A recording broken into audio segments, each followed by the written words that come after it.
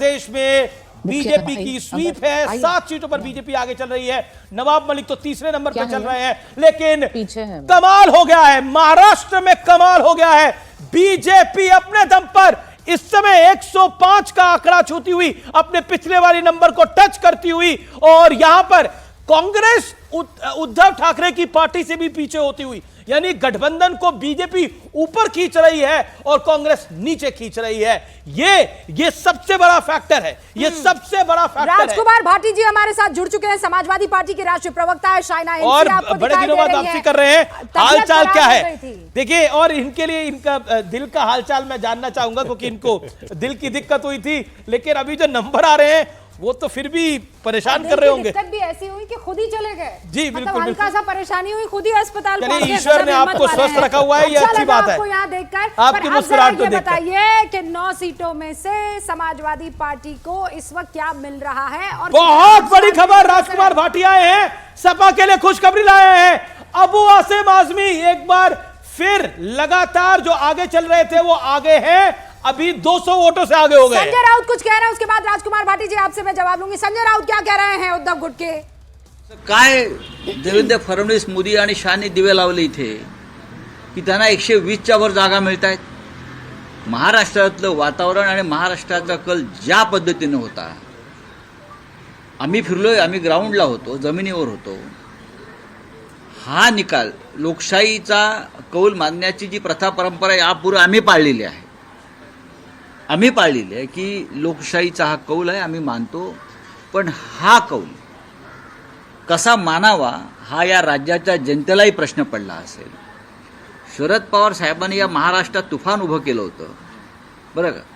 तुम्ही त्यांना 10 जागाही द्यायला तयार. ऐसा है, बहुत सारा नुकसान जो है संजय राउत के बयानों ने भी किया है। ये तो खुद ही कांग्रेस के लोग कह रहे हैं। तहसीन पूनावाला ने भी बोला कि संजय राउत की सरकार गिर गई। ये तो सपा के लोग कहते हैं कि संजय राउत ने निपटा दिया। अगर आप देखिए, आज सपा को गठबंधन में ले लेते तो मुझे लगता है 2 सीटें प्लस होनी चाहिए थी, 2 या 3 सीटें मुंबई में प्लस होनी चाहिए। झारखंड में इस वक्त सीएम हेमंत सोरेन 2812 वोटों से बरहेट में आगे चल रहे हैं। लेकिन झारखंड में यह बताना पड़ेगा बार बार कि गिनती लेट शुरू हुई है। इंडिया अलायंस 52 सीटों पर आगे है, एनडीए 26 पर है, लेकिन इंडिया अलायंस की यह बड़ी बढ़त दिखाई दे रही है। इस समय की बड़ी अपडेट है। राजकुमार भाटी कुछ कहना चाह रहे थे। राजकुमार भाटी, महाराष्ट्र को देख के, नंबर को देखकर, यूपी का नंबर देख के, राजस्थान का नंबर देख के आप क्या कहते हैं? और संजय निरुपम अपनी सीट पे पीछे चल रहे हैं, बोलिए। देखिए, यूपी के बारे में तो ये कहा जा सकता है कि जिन परिस्थितियों में चुनाव हुआ है और जिस तरह सबने देखा, चुनाव आयोग को मजबूरी में 7 पुलिस अधिकारियों को सस्पेंड करना पड़ा। जिस तरह से चुनाव को डिस्टर्ब किया गया, उस माहौल में लड़ना ही अपने आप में एक उपलब्धि है। समाजवादी पार्टी लड़ी है। 2 सहयोगी इस वक्त जुड़ चुके हैं, झारखंड से हैं, रांची से दिवाकर और अमित हमारे साथ जुड़े हुए हैं। दिवाकर, संक्षिप्त में बताइए इस वक्त माहौल, और उसके बाद मैं अमित आपका रुख करूंगी। संक्षिप्त में बताइए इस वक्त क्या आलम है? देखिए, बीजेपी को उम्मीद थी कि झारखंड के कोल्हान और संथाल क्षेत्र से उनको बढ़त मिलेगी। कोल्हान में बीजेपी पिछली बार 0 पे थी, लेकिन कोल्हान से भी बीजेपी को अच्छी खबर नहीं मिल रही है और संथाल से भी अच्छी खबर नहीं मिल रही है। इसीलिए आप देखिए कि बहुमत का जो आंकड़ा है कमोवेश वही है जो। जी दिवाकर, हम आपके पास वापस आएंगे, लेकिन इस समय हमारे साथ अमित पांडे भी हमारे संवाददाता है। अमित पांडे, महाराष्ट्र में तो कमाल हो गया है, महाराष्ट्र में तो कमाल धमाल हो गया है, लेकिन महाराष्ट्र में कमाल, झारखंड के अंदर इंडिया का कमाल धमाल हो गया है, यानी यूपी अलायंस का। जी बिल्कुल, और 3 बड़ी बातें यहाँ पर। आदिवासी जो वोट बैंक है उसको बरकरार रखने में फिलहाल हेमंत सोरेन कामयाब होते दिख रहे हैं। दूसरा, चंपई सोरेन का बीजेपी में आने का फैक्टर अभी फिलहाल कोल्हान रीजन में काम नहीं कर सका है। कोल्हान रीजन में बीजेपी को उतनी सफलता नहीं मिल सकी। बड़ा झटका बीजेपी को यहाँ कोल्हान रीजन में मिल रहा है और महिला वोटरों ने साथ नहीं दिया, ऐसा दिखाई दे रहा है। 51 सीटों पर इस वक्त हमारी टैली बता रही है इंडिया गठबंधन सरकार बनाते हुए झारखंड में, लेकिन महायुति 187 सुधांशु के पास जाना पड़ेगा। मैं सुधांशु त्रिवेदी लगातार वेट कर रहे हैं, बड़ी बढ़त बनाते हुए। सुधांशु, ये जो महाराष्ट्र में होता हुआ दिख रहा है, क्योंकि अब 2.5 घंटे की काउंटिंग हो गई है और जो ट्रेंड आते हुए दिख रहे हैं, इनिशियल, अब इसको नहीं कहेंगे, अब थोड़ा आगे ट्रेंड बढ़ रहे हैं, क्या आपको लग रहा है बीजेपी का नंबर ऐसा लग रहा है जो 110 के भी पार जा सकता है, 115 के करीब हो सकता है? यहां से तो सीएम की बड़ी दावेदारी हो गई आप लोगों को। इनफैक्ट 115 सुधांशु जी, 115 चुनावी वेबसाइट पर तो दिखी है, इलेक्शन कमीशन की 115 ही है। देखिए, हमें उम्मीद है कि हम 2014 में जो जीते थे 120 या 22 सीटें जीते थे, ऐसी संभावना दिख रही है कि हम उसके आगे जा सकते हैं। परंतु मैं ये कहना चाहूंगा एक लाइन में, यदि यही परिणाम में तब्दील होते हैं, जो हमारी अपेक्षा है शायद इससे अधिक संख्या में तब्दील होंगे, तो हम लोग एक शब्द प्रयोग करते हैं अमीश जी या रूबिका जी कि हमारा विचार परिवार।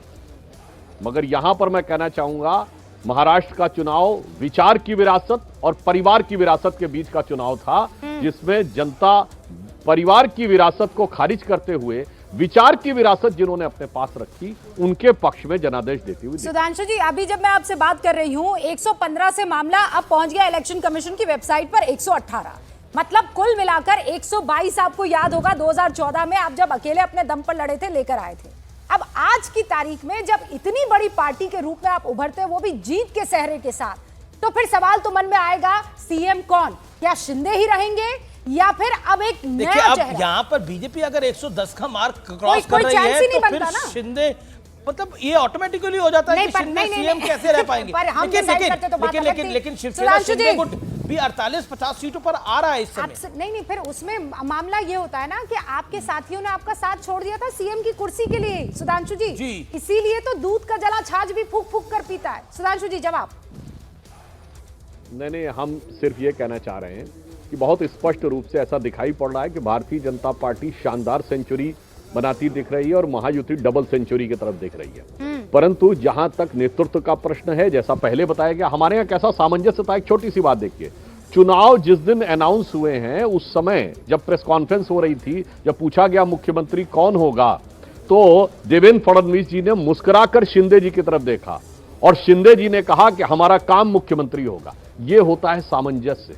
बाकी जगहों की तरह नहीं कि हम कह रहे हैं हमारा होना चाहिए, हमारा होना चाहिए। तीनों दलों के नेता आपस में सामंजस्य के साथ और भारतीय जनता पार्टी का केंद्रीय नेतृत्व तो मिलकर तय करेगा, जो गृह मंत्री अमित शाह जी ने कहा भी था। परंतु हमारे यहाँ किसी भी प्रकार की समस्या नहीं है और सभी लोग बहुत ही एक टीम स्पिरिट के साथ काम कर रहे हैं। और मैं पुनः यह कहना चाहता हूं, जो मैंने कहा था कि हम विकास और विचारधारा दोनों में आगे बढ़ते हुए दिखाई पड़ रहे हैं। और जी सुधांशु जी, जनता ने हमारे साथ कांग्रेस पार्टी के वरिष्ठ नेता राशिद अल्वी जी जुड़ गए हैं। सुधांशु जी शायद अब चले जाएंगे। जी बस इतना है कि सुधांशु जी 1 बजे वापस हम आपसे संपर्क करेंगे झारखंड के नतीजों को लेकर, क्योंकि आपने कहा 1 बजे के बाद। मेरा निवेदन है अगर 5 मिनट और बने रहे तो बेहतर है। राशिद अल्वी, आपसे मैं जानना चाह रहा था कि जो महाराष्ट्र का नंबर आ रहा है, महायुति बीजेपी जो अलायंस है वो 200 की तरफ आगे बढ़ता हुआ दिख रहा है और कांग्रेस की स्थिति बहुत ज्यादा खराब हो गई है। कांग्रेस 26 सीटों पर सिर्फ आगे दिख रही है। कांग्रेस का ये पॉलिटिकल डिबैकल है जो महाराष्ट्र में हुआ है, ये अभी तक का लोएस्ट परफॉर्मेंस दिखाई दे रहा है। क्या कहना चाहते हैं? देखिए, कौन जीतेगा कौन हारेगा अहमियत नहीं रखता है। अहमियत ये रखता